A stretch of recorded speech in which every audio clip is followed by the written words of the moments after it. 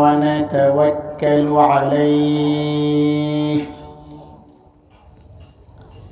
ونعوذ بالله من شرور أنفسنا ومن سيئات أعمالنا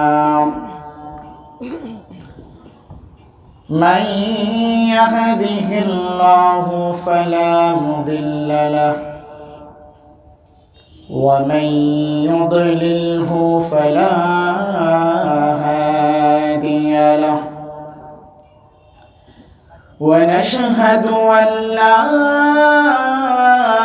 إله إلا الله وحده لا شريك له ونشهد أن سيدنا وسندنا وحبيبنا وطبيبنا وطبيب ربنا وطبيب قلوبنا ومولانا محمد الذي أرسله الله تعالى بالحق بشيرا ونذيرا وداعيا إلى الله بإذنه وسراجا وقمرا منيرا وقال تعالى في كلامه المجيد وفي فرقانه الحميد আমরা সকলেই মহান আল্লাহ তাআলার দরবারে শয়তান থেকে পানা চাই। সকলে একটু আওয়াজ দিয়ে পড়ি, আউযু বিল্লাহি মিনাশ শাইতানির রাজিম বিসমিল্লাহির রাহমানির রাহিম ইয়া আইয়ুহাল্লাযীনা আমানু যকুরুল্লাহ যিকরান কাসীরা وسبحوه بكرة وأصيلا وقال النبي صلى الله عليه وسلم خلتان لم يعمل بهما عبد مسلم إلا دخل الجنة هما يسير ومن يعمل بهما قليل كيف قد جاء أحدني جاءكم الشيطان وقال تعالى إن الله وملائكته يصلون على النبي يا أيها الذين آمنوا صلوا عليه وسلموا تسليما اللهم صل على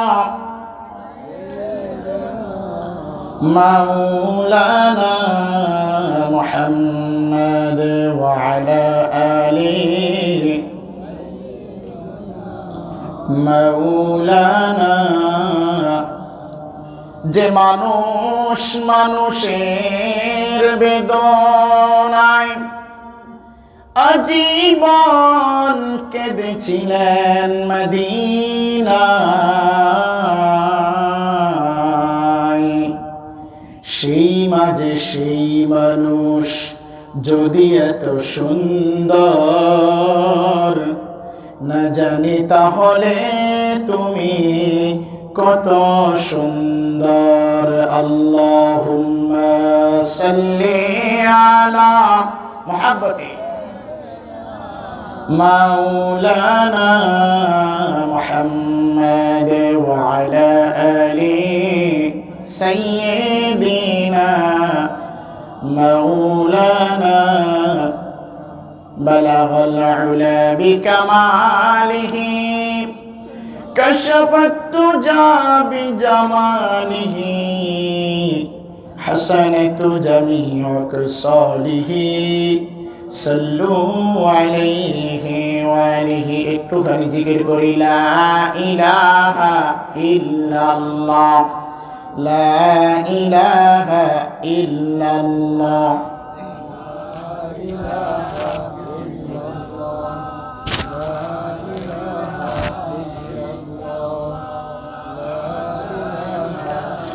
لا إله إلا الله محمد رسول الله صلى الله عليه وسلم معزز مكرم সম্মানিত হাজিরিন, আমরা সর্বপ্রথম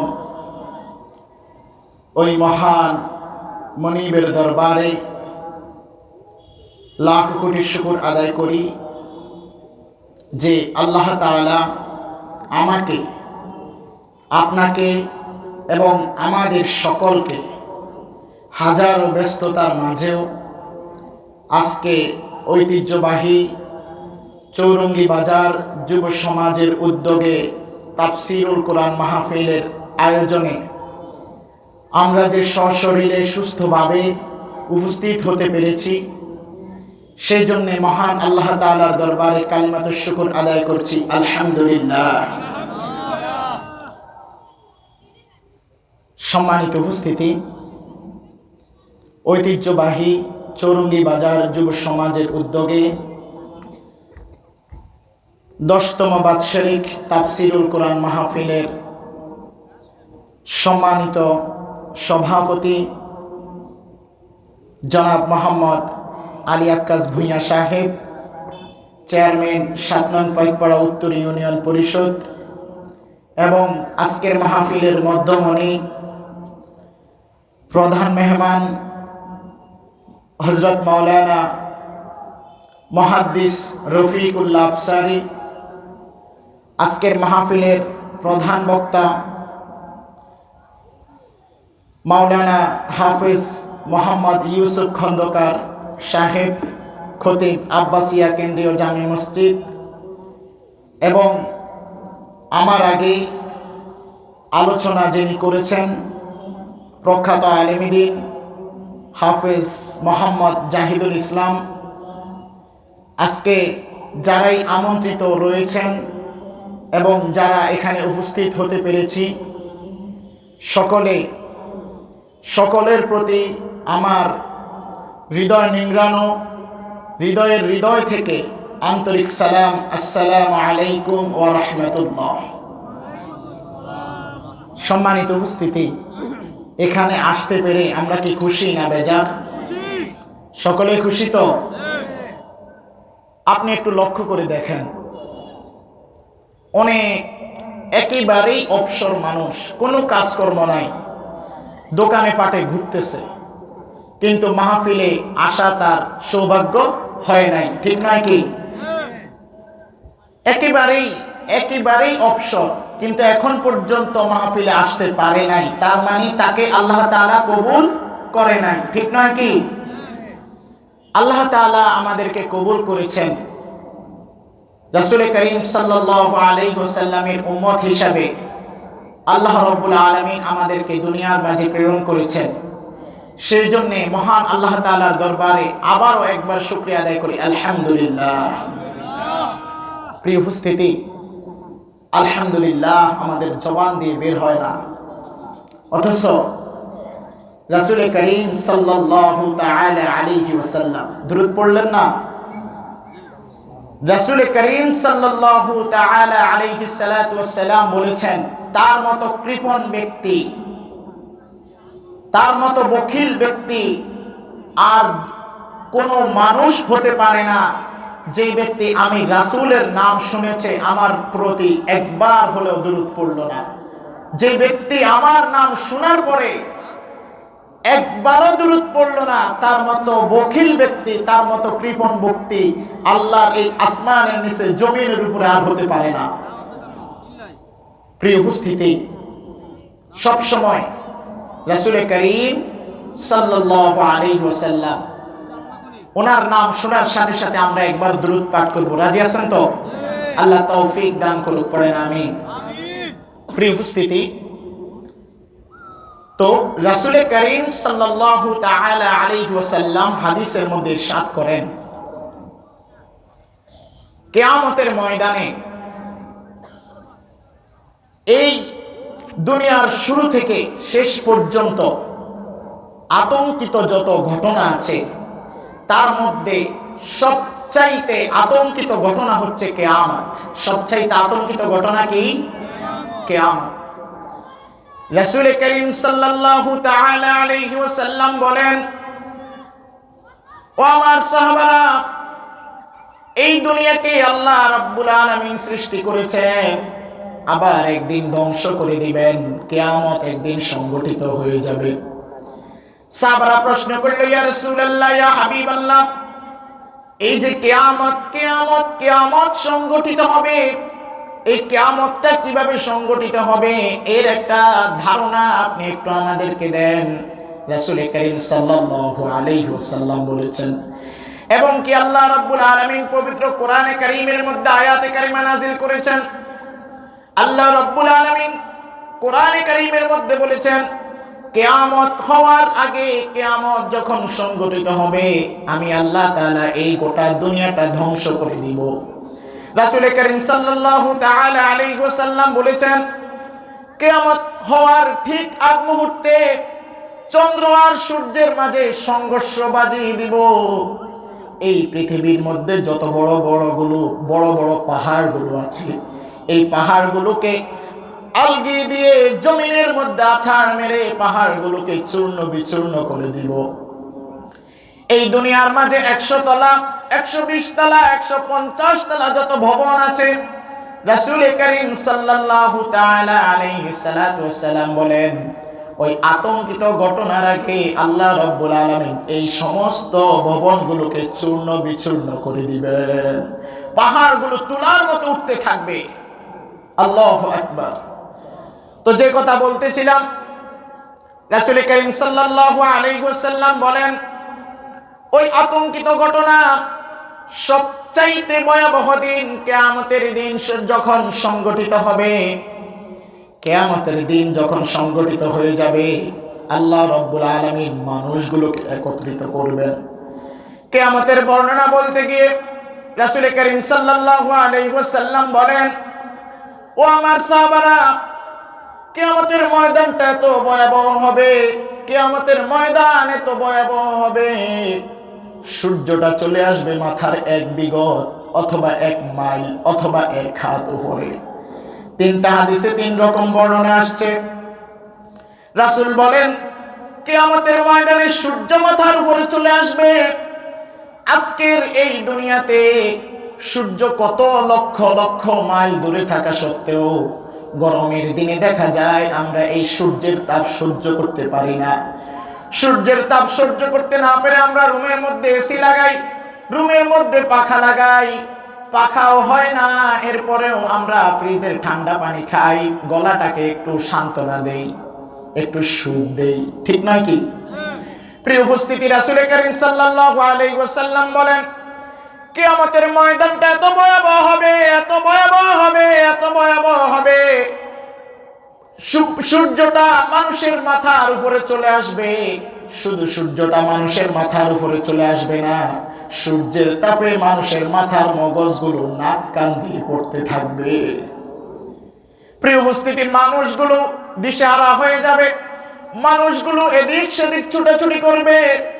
রাসূল করিম সাল্লাল্লাহু আলাইহি ওয়াসাল্লাম বলেন, ওই কিয়ামতের ময়দান যখন সংগঠিত হয়ে যাবে, এত ভয়াবহ একটা দিন যখন সংগঠিত হয়ে যাবে, রাসূল করিম সাল্লাল্লাহু আলাইহি ওয়াসাল্লাম বলেন, ওই কিয়ামতের ময়দানে কিছু ঘোষণা আসবে।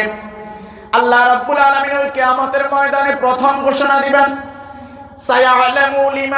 সায়ালামুল খালকা লিমান আওলা বিল কারাম, সায়ালামুল খালকা লিমান আওলা বিল কারাম।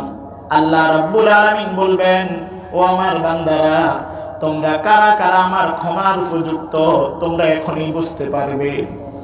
কারা কারা আমার রহমের উপযুক্ত, কারা কারা আমার দয়ার উপযুক্ত, কারা কারা জান্নাতের উপযুক্ত তোমরা এখনই টের পাবে, তোমরা এখনই তা বুঝতে পারবে। রাসূল করিম সাল্লাল্লাহু আলাইহি ওয়াসাল্লাম বলেন, আল্লাহ রাব্বুল আলামিন এই কথা বলার পরে তিনটা ঘোষণা দিবেন।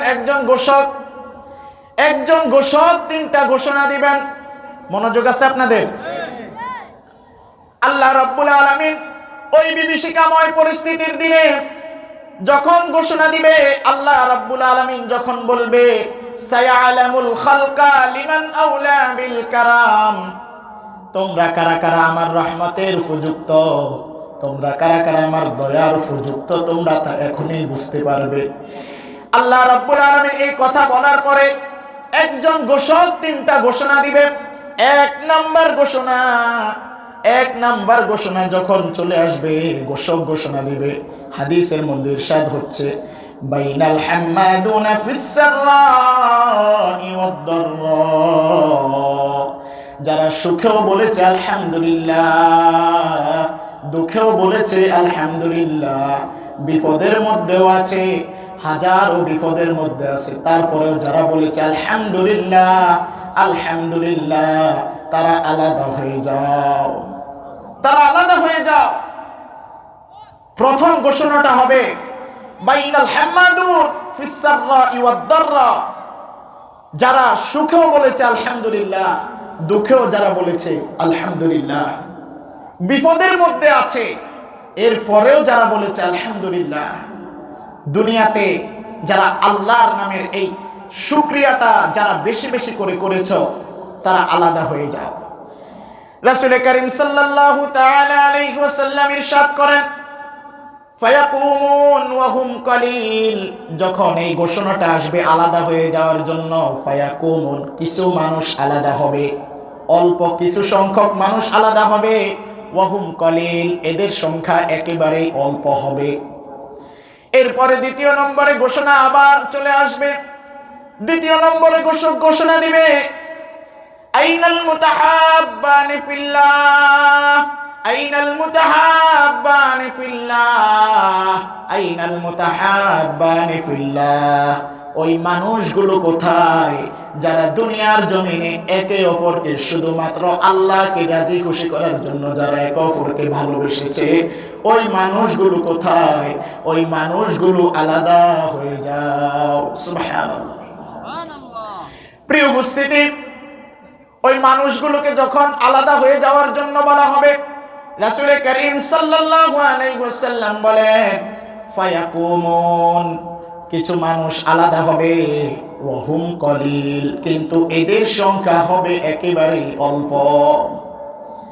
ঘোষক আবার ঘোষণা দিতে থাকবে। তিন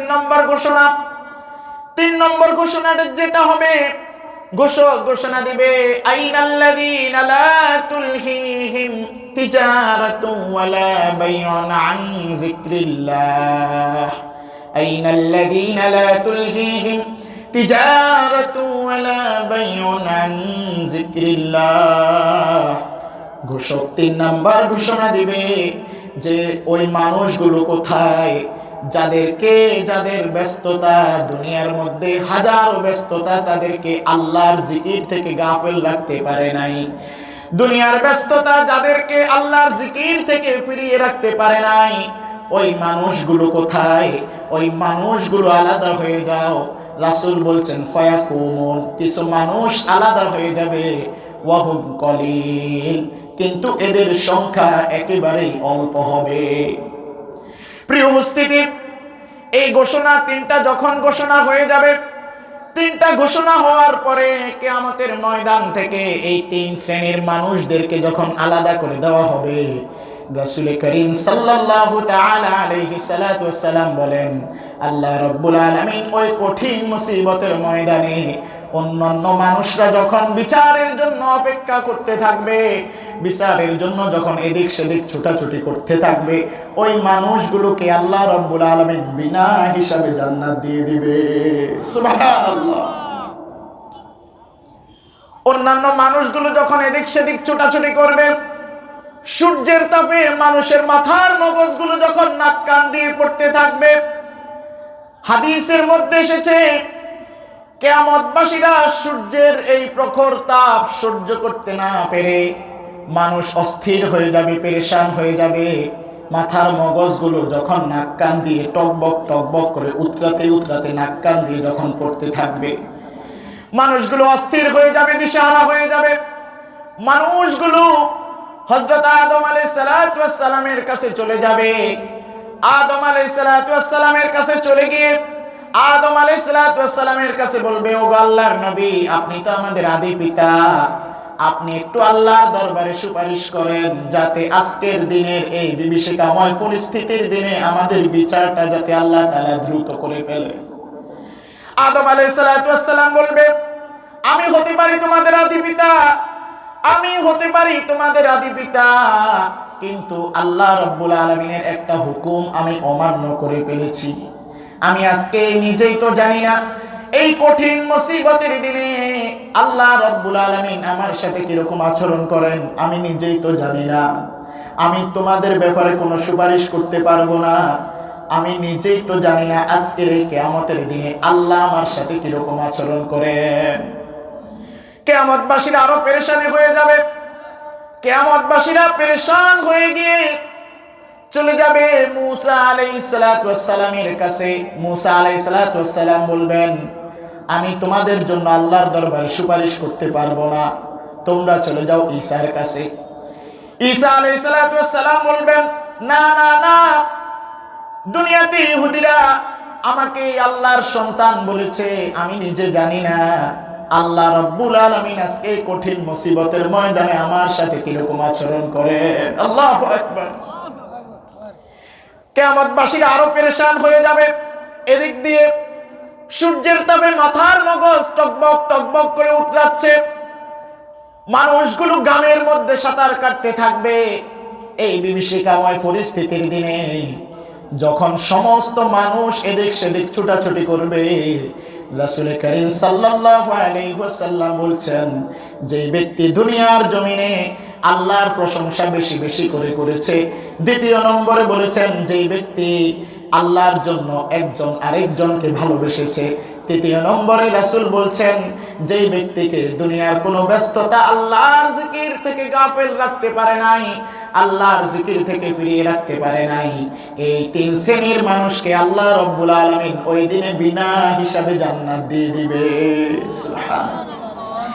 প্রিয় উপস্থিতি, আল্লাহর জিকির থেকে যেই সমস্ত মানুষদেরকে ব্যস্ততা গাফেল রাখতে পারে নাই, তাদেরকে আল্লাহ রাব্বুল আলামিন এমন জান্নাত দান করবে।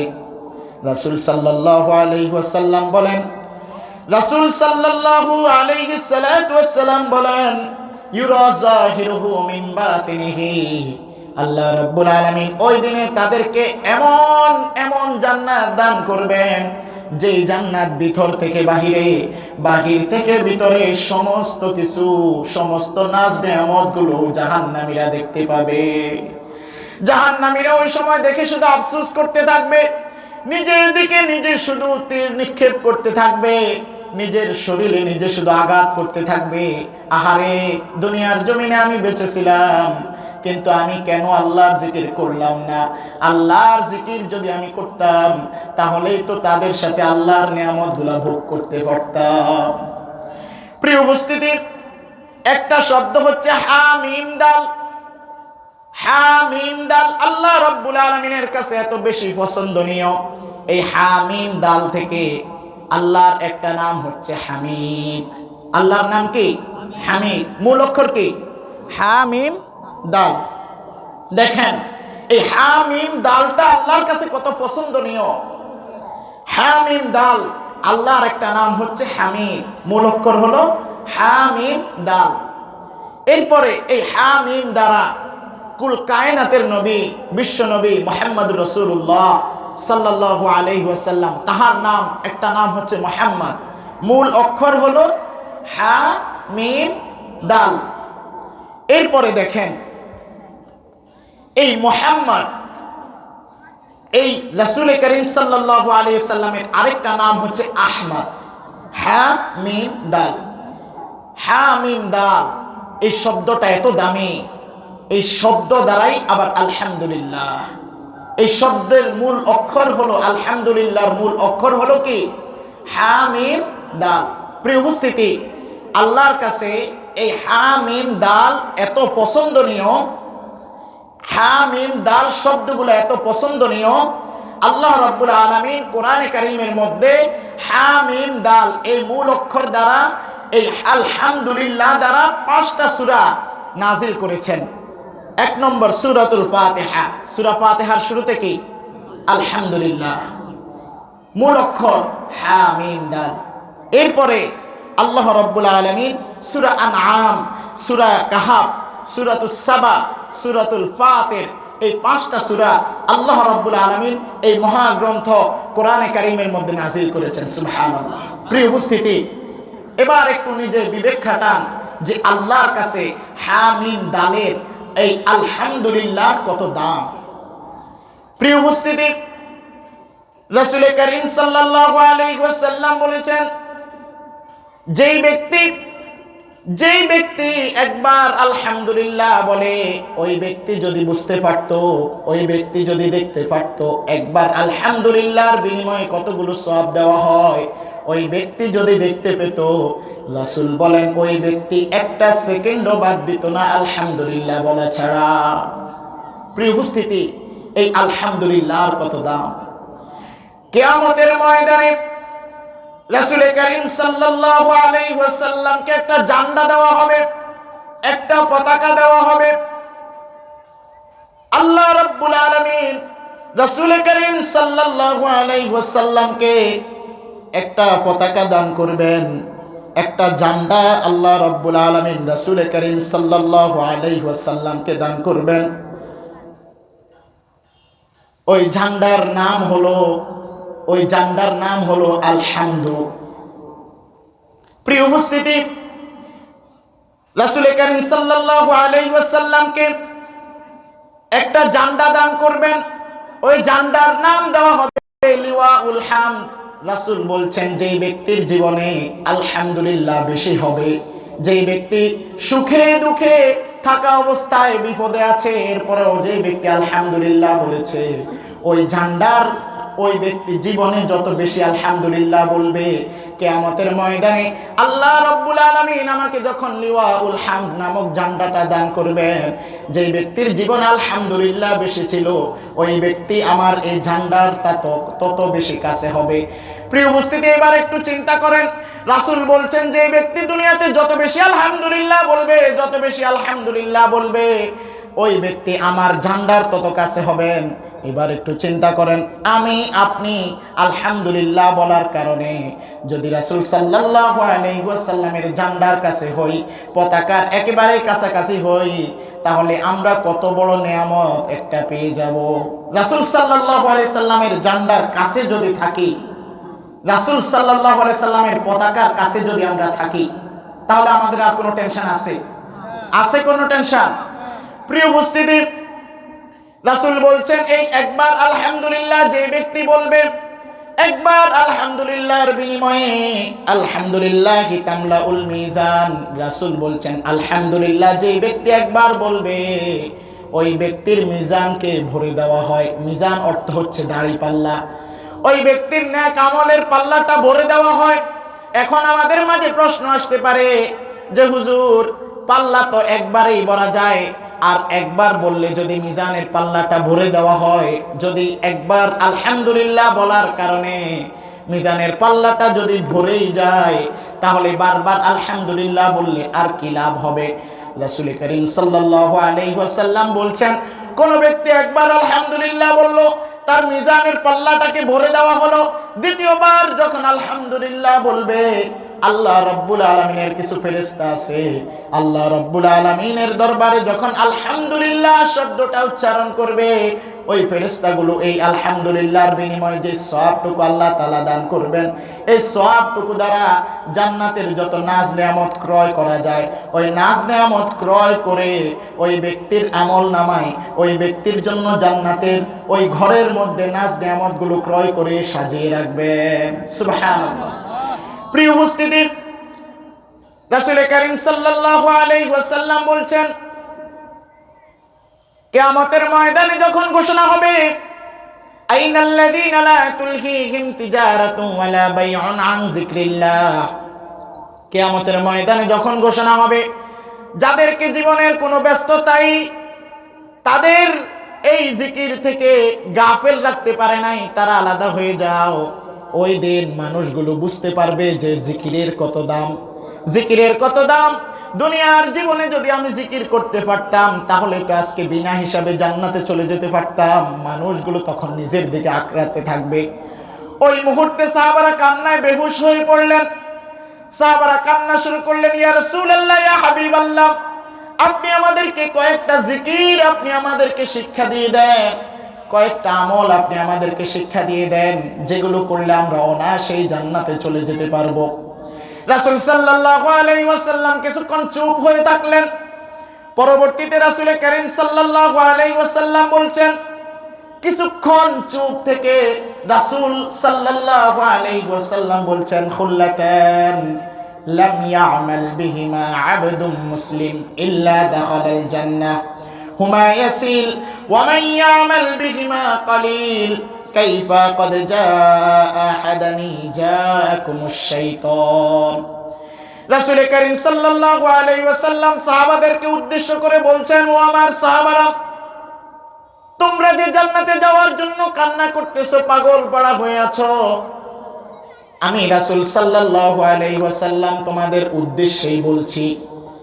খুল্লাতান, দুইটা জিনিস এমন আছে, লাম ইয়ামাল বিহিমা আবদুম মুসলিম, দুইটা জিনিস এমন আছে, যেই মানুষটা, যেই আল্লাহর বান্দা, যেই মুসলিম বান্দা এই আমলগুলা করবে, এই দুইটা জিনিস পালন করবে, ইল্লা দাখালাল জান্নাহ, সে সরাসরি জান্নাতে চলে যাবে। সুবহানাল্লাহ। প্রিয় উপস্থিতি, সাহাবারা খুশি হয়ে গেলেন, সাহাবাদের কান্না বন্ধ হয়ে গেল। এরপরে রাসূল কারীম সাল্লাল্লাহু আলাইহি ওয়াসাল্লাম বলেন, হুমা ইয়াসিল, হুমা ইয়াসিল, কাজ দুটো একেবারেই সোজা, কাজ দুটো একেবারেই সোজা। ওয়া মান ইয়ামাল বিহিমা কলিল, কিন্তু করনেওয়ালা মানুষের সংখ্যা হবে একেবারেই অল্প। রাসূল বলছেন, তোমরা যে জান্নাতে যাওয়ার জন্য কান্নাকাটি করতেছো, আমি রাসূল বলে যাচ্ছি, দুইটা জিনিস করলে সোজা জান্নাতে চলে যাবে। হুমা ইয়াসিল, দুইটা জিনিস একেবারেই সহজ। কিন্তু রাসূল ওই সময় বলে গেছেন, ওয়া মান ইয়ামাল বিহিমা কলিল, করনেওয়ালা, এই দুইটা জিনিস পালন করনেওয়ালা মানুষের সংখ্যা একেবারেই অল্প হবে। এই দুইটা জিনিস জানতে ইচ্ছা হয়? ইচ্ছে হয়? ইনশাআল্লাহ এই দুইটা জিনিস জেনে আমরা আমল করব তো? আল্লাহ তৌফিক দান করুক, পড়েন আমিন। প্রিয় উপস্থিতি, রাসূল কারীম সাল্লাল্লাহু আলাইহি ওয়াসাল্লাম এভাবে করে সাহাবাদেরকে সামনে রেখে বলছেন, খুল্লাতান, দুইটা জিনিস এমন আছে, লাম ইয়ামাল বিহিমা আবদুম মুসলিম, কোন মুসলমান, কোন আল্লাহর বান্দা যদি এই দুইটা জিনিস পালন করে, ইল্লা দাখালাল জান্নাহ, সরাসরি জান্নাতে চলে যাবে। এক নম্বর জিনিস, রাসূল কারীম সাল্লাল্লাহু আলাইহি ওয়াসাল্লাম বলেন, কোন ব্যক্তি যদি প্রত্যেক ফরজ নামাজের পরে সুবহানাল্লাহ সুবহানাল্লাহ সুবহানাল্লাহ 33 বার, আলহামদুলিল্লাহ আলহামদুলিল্লাহ আলহামদুলিল্লাহ 33 বার পাঠ করে, সাথে আল্লাহু আকবার আল্লাহু আকবার আল্লাহু আকবার 34 বার পাঠ করে, সাথে যদি এই কালিমাটা পাঠ করে, লা ইলাহা ইল্লাল্লাহু ওয়াহদাহু লা শারীকা লাহু লাহুল মুলকু ওয়া লাহুল হামদ ইউহয়ী ওয়া ইউমীত ওয়া হুয়া আলা কুল্লি শাইইন কাদির। রাসূল কারীম সাল্লাল্লাহু আলাইহি ওয়াসাল্লাম বলছেন, 33 বার সুবহানাল্লাহ 33 বার আলহামদুলিল্লাহ, 34 বার আল্লাহু আকবার, মোট 100 বার তাসবিহ যদি কোনো ব্যক্তি নিয়মিত পাঠ করে, ইল্লা দাখালাল জান্নাহ, সেই ব্যক্তি ওই বিনা হিসাবে জান্নাতে চলে যাবে। সুবহানাল্লাহ। প্রিয় উপস্থিতি, সাহাবারা খুশি হয়ে গেলেন। রাসূল বলছেন হুমা ইয়াসির, কাজগুলো একেবারে সোজা। 33 বার সুবহানাল্লাহ, 33 বার আলহামদুলিল্লাহ, 34 বার আল্লাহু আকবার, এই কাজগুলো একেবারে সোজা, একেবারে সহজ বাক্য।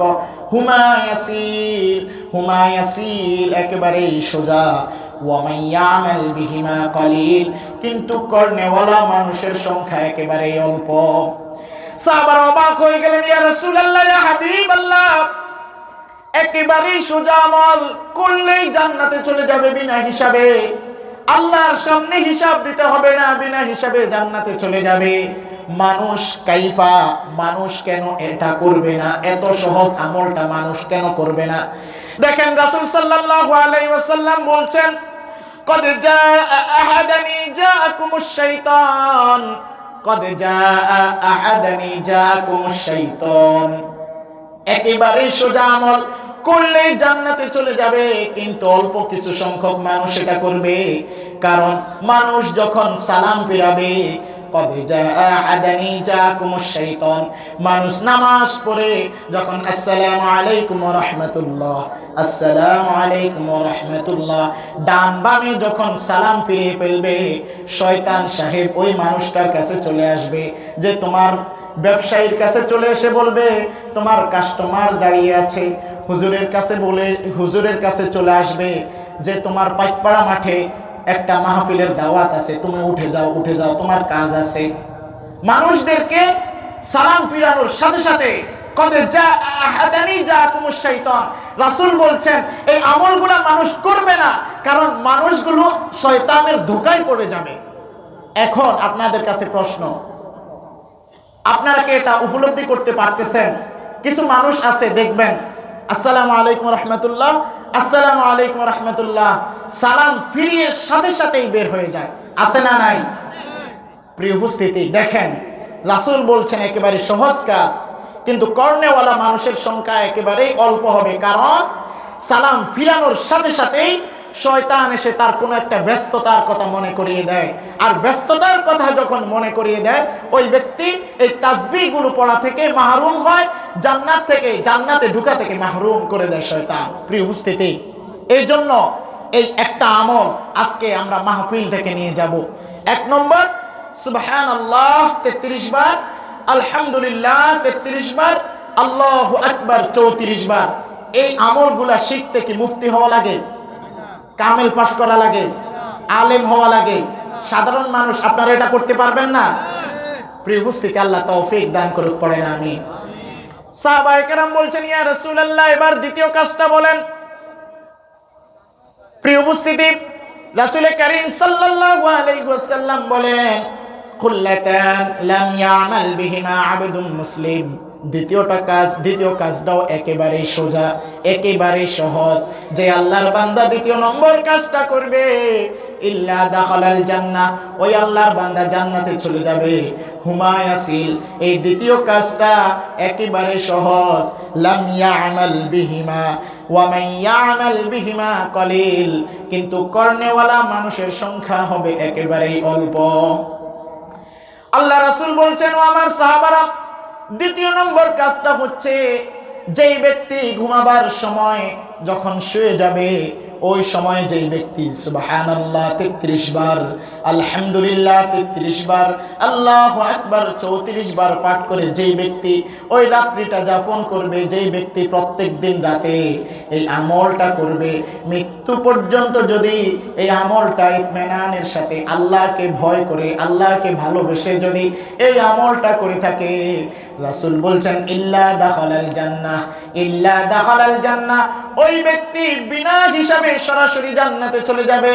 হুমা ইয়াসিল, রাসূল বলছেন এই কাজটা একেবারে সোজা। ওয়া মান ইয়ামাল বিহিমা কলিল, কিন্তু করনেওয়ালা মানুষের সংখ্যা হবে একেবারে অল্প। সাহাবারা প্রশ্ন করলেন, ইয়া রাসূলুল্লাহ, মানুষ নামাজ পড়ে, নামাজ পড়ার পরে শয়তান এসে একটা ব্যস্ততার কথা মনে করিয়ে ওই তাসবিহ থেকে ওই কাজটা থেকে বিরত রাখে, কিন্তু ঘুমানোর সময় তো মানুষকে শয়তান এত ধোঁকা দেয় না। কেন আপনি বলতেছেন কর্নেওয়ালা মানুষের সংখ্যা হবে একেবারে অল্প? প্রিয় উপস্থিতি, রাসূল করিম সাল্লাল্লাহু আলাইহি ওয়াসাল্লাম বলেন, কদ জাআ আহাদানি জাআকুমুশ শাইতান। মানুষগুলো যখন এই আমলটা করার চিন্তা করে, যখন মানুষ এই আমলটা করবে এই চিন্তা যখন মাথায় নিয়ে আসে, শয়তান এসে তার উপর হাজির হয়ে যায়। আর শয়তান এসে হাত পা টিপতে থাকে, আরাম করতে থাকে, আরাম দিতে থাকে। ওই মানুষটা তাসবিহগুলো পড়ার আগেই ঘুমিয়ে পড়ে। প্রিয় উপস্থিতি, রাসূল বলছেন এই কাজগুলো একেবারেই সোজা, কিন্তু কর্নেওয়ালা মানুষের সংখ্যা একেবারেই অল্প হবে। কারণ এই কাজগুলো করতে গেলে কদ জাআ আহাদানি জাআকুমুশ শাইতান, মানুষগুলো শয়তানের ধোঁকায় পড়ে এই কাজগুলো থেকে বিরত থাকবে। প্রিয় উপস্থিতি, এখানে আমরা যারা আছি, আমরা কি শয়তানের ধোঁকায় পড়ব? আমরা শয়তান যখন আমাদের কাছে ওয়াসওয়াসা দিতে আসবে, সালাম ফিরানোর পরে আমি যখন সুবহানাল্লাহ তাসবিহ যখন পড়তে থাকবো, দেখবেন শয়তান এসে আপনার একটা ব্যস্ততার কথা মনে করিয়ে দিবে। শয়তানকে বলবেন, যা 1 মিনিট 2 মিনিটের কারণে আমার কোনো কাজ এরকম নষ্ট হয়ে যাবে না, হয়ে যাক, আমি তাসবিহ আজকে পড়বই। রাজি আছেন তো? আল্লাহ তৌফিক দান করুক, পড়েন আমিন। প্রিয় উপস্থিতি, এই দুনিয়াতে আমরা চিরকাল থাকবো না। থাকবো। এখানে অনেক লোক আছে, অনেক মানুষ আছে, অনেকের বাবা নাই, আছে না নাই? যারা চলে গেছে আমাদের চাইতো অনেক শক্তিশালী ছিল, ঠিক নয় কি? অনেক শক্তিশালী ছিল, কিন্তু তারা আজ বেঁচে নাই।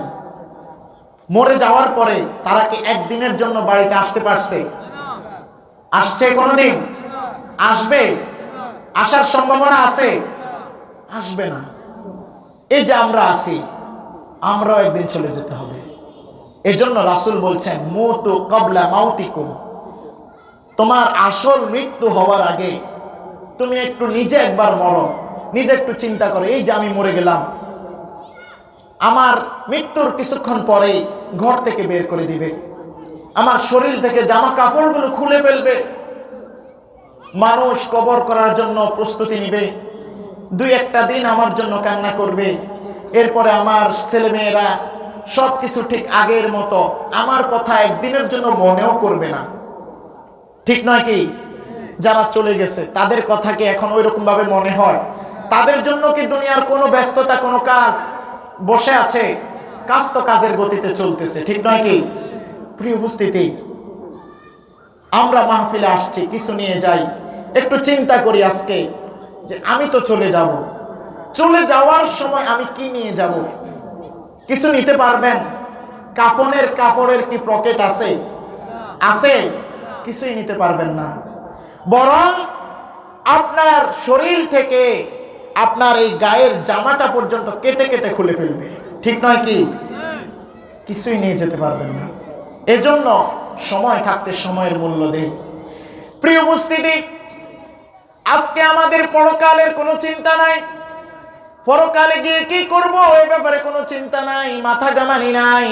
অথচ দেখেন রাসূল করিম সাল্লাল্লাহু আলাইহি ওয়াসাল্লাম যাদের ব্যাপারে বলেছেন, ও আমার সাহাবারা, দুনিয়ার আমার উম্মতেরা, আল্লাহর বান্দারা, শুনে রাখো, তোমাদের যত আমল হবে সমস্ত আমলগুলো যদি এক পাল্লায় রাখা হয়, আর আমার সাহাবী হযরত ওমর রাদিয়াল্লাহু তাআলা আনহুর আমলনামাগুলো যদি এক পাল্লায় রাখা হয়, তোমরা দেখতে পাবে আমার ওমরের আমলনামার আমলের দাড়ি পাল্লার ওজনটা বেশি হবে। সুবহানাল্লাহ। প্রিয় উপস্থিতি, রাসূল করিম সাল্লাল্লাহু আলাইহি ওয়াসাল্লাম তো বিনা হিসাবে জান্নাতি। রাসূল করিম সাল্লাল্লাহু আলাইহি ওয়াসাল্লামের 10 জন সাহাবী দুনিয়াতে থাকা অবস্থায় জান্নাতের ঘোষণা পেয়ে গেছেন, জান্নাতের টিকিট পেয়ে গেছেন। এরা যে জান্নাতি এই ঘোষণা তারা দুনিয়াতে থাকা অবস্থায় পেয়ে গেছেন। ওই 10 জন জান্নাতি সাহাবীর ঘোষণা শুনেন, 10 জন সাহাবীর ঘোষণা আপনি একটু শুনেন। জান্নাতের টিকিট তারা দুনিয়াতে থাকা অবস্থায় পেয়ে গেছেন। দুনিয়াতে থাকা অবস্থায় জান্নাতের টিকিট পাওয়ার মধ্যে অন্যতম একজন হচ্ছেন হযরত আবু বকর রাদিয়াল্লাহু তাআলা আনহু। হযরত আবু বকর রাদিয়াল্লাহু তাআলা আনহুর পরকালের চিন্তা কেমন ছিল? হযরত আবু বকর রাদিয়াল্লাহু তাআলা আনহুর ব্যাপারে রাসূল বলছেন, ও আমার উম্মতেরা, তোমরা শুনে রাখো, তোমাদের সারা পৃথিবীর সমস্ত উম্মতে মুহাম্মদের আমল নামাগুলো যদি একটা দাড়িপাল্লার মধ্যে রাখা হয়, আর আমার আবু বকরের আমল নামার আমলগুলো যদি এক পাল্লায় রাখা হয়, তোমরা দেখবে আমার আবু বকরের আমল নামার দাড়িপাল্লাটা ভারী হবে। সারা পৃথিবীর যত ওলি আউলিয়া আছে, সমস্ত মানুষের আমল নামা যদি এক পাল্লায় রাখা হয়, আর আমার আবু বকরের আমল যদি এক পাল্লায় রাখা হয়, তোমরা দেখবে আমার আবু বকরের আমল নামার পাল্লাটা ভারী হবে। সুবহানাল্লাহ।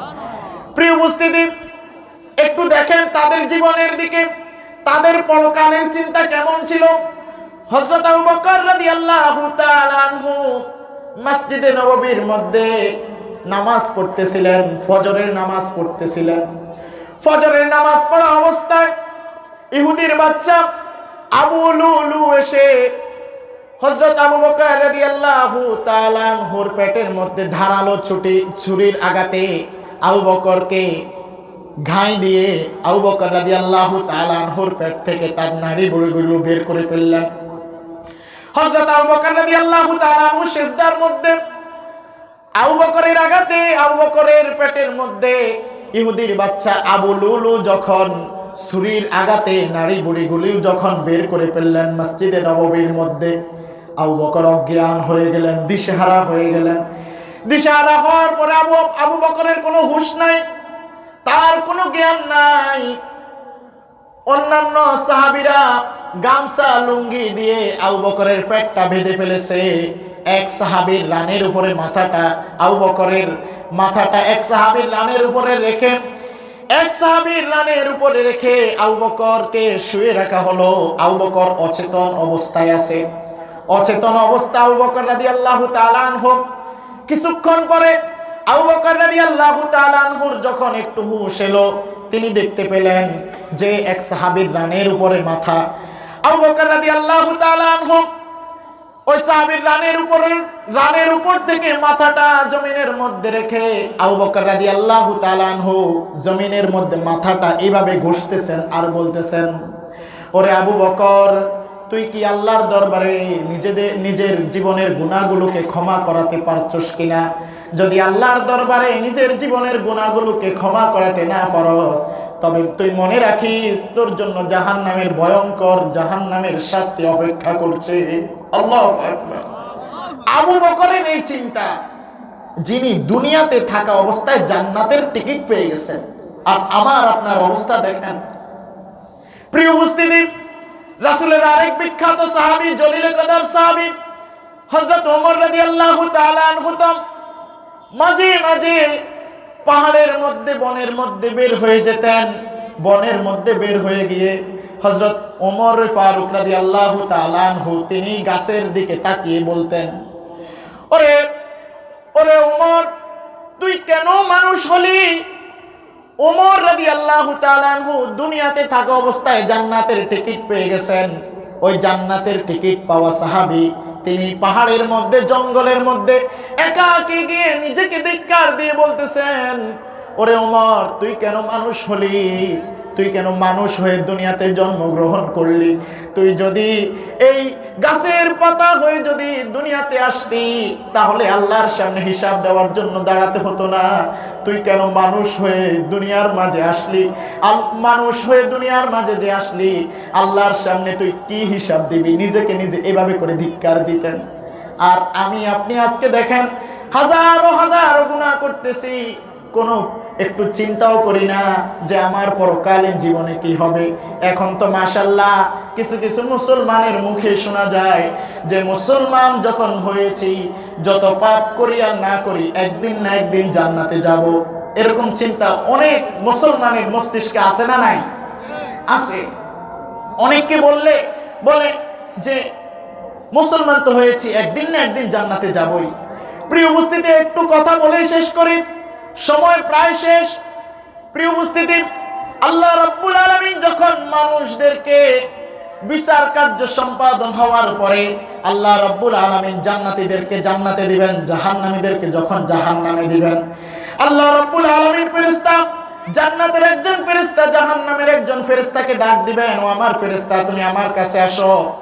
জান্নাতের ফেরেশতাকে ডাক দিয়ে বলবেন, ও জান্নাতের ফেরেশতা, দুনিয়াতে ওই মানুষটাকে ডাকো যেই মানুষটা দুনিয়াতে হাজারো যন্ত্রণা সহ্য করে, হাজারো আযাব, কাফের মুশরিকদের বিভিন্ন নির্যাতন সহ্য করে, যেই আমার বান্দা আমার উপরে অটল ছিল, নামাজ কায়েম করেছিল, রোজা রেখেছিল, দিন কায়েম, দিন প্রতিষ্ঠার জন্য যে আমার যেই বান্দাটা রক্ত জমিনের মধ্যে ঝরিয়েছে, ওই কষ্টে থাকা বান্দাকে তুমি আমার সামনে নিয়ে আসো। আর জাহান্নামের একজন ফেরেশতাকে বলবে, ও আমার ফেরেশতা তুমি জাহান্নামে চলে যাও। ওই জাহান্নামী ফেরেশতাকে বলবে, যেই ব্যক্তি দুনিয়াতে অনেক নাজ নেয়ামত ভোগ করেছে, নাজ নেয়ামত, অসংখ্য নাজ নেয়ামত ভোগ করার পরেও আমার উপরে যেই ব্যক্তি ঈমান আনে নাই, ওই ব্যক্তিকে একটু আমার কাছে নিয়ে আসো। জাহান্নামী আর জান্নাতি ব্যক্তিদের দুইজন ব্যক্তিকে যখন নিয়ে আসা হবে, নিয়ে আসার পরে আল্লাহ রাব্বুল আলামিন বলবে, যেই বান্দাটা দুনিয়ার মাঝে হাজারো সুখ ভোগ করার পরেও আমার উপরে যেই বান্দাটা ঈমান আনো নাই, ওই বান্দাটা, ওই বান্দাকে বলবে, ওই বান্দার ফেরেশতাকে বলবে, জাহান্নামের ফেরেশতাকে বলবে, যাও ওই বান্দাকে একটু জাহান্নামের কাছ থেকে 1 সেকেন্ড সময় পরিমাণ রেখে আবার নিয়ে আসো। আর জান্নাতি বান্দাকে বলবে, জান্নাতি ফেরেশতাকে বলবে, যাও আমার এই জান্নাতি বান্দাটাকে জান্নাতের কাছ থেকে 1 সেকেন্ডের জন্য একটু ঘুরিয়ে নিয়ে আসো, 1 সেকেন্ড রেখে আবার নিয়ে আসো। প্রিয় উপস্থিতি, একটু লক্ষ্য করেন, যাদের মন মস্তিষ্কের মধ্যে চিন্তা যে দুনিয়াতে আমি তো মুসলমান হয়ে এসেছি, জান্নাতে তো একদিন যাবই, যত পাপ করার করি সমস্যা কি, একদিন না একদিন তো জান্নাতে যাবই, তারা একটু মনোযোগ দিয়ে শুনেন।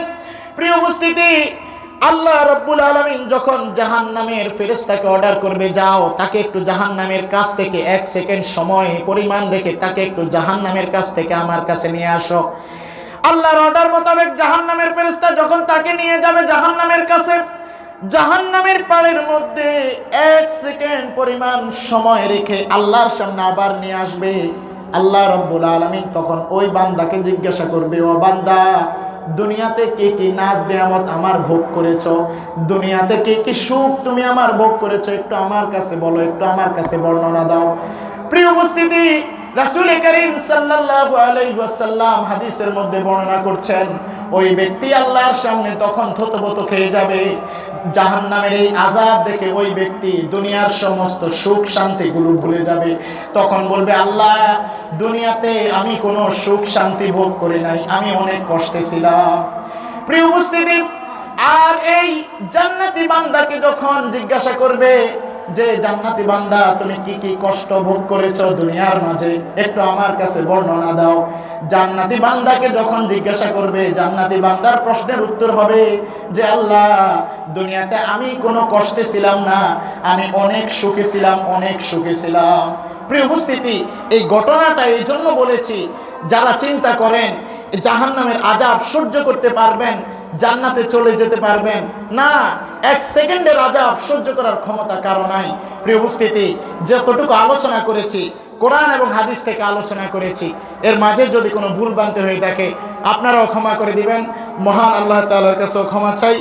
আল্লাহ তাআলা আমাকে এবং আমাদের প্রত্যেককে এর উপরে আমল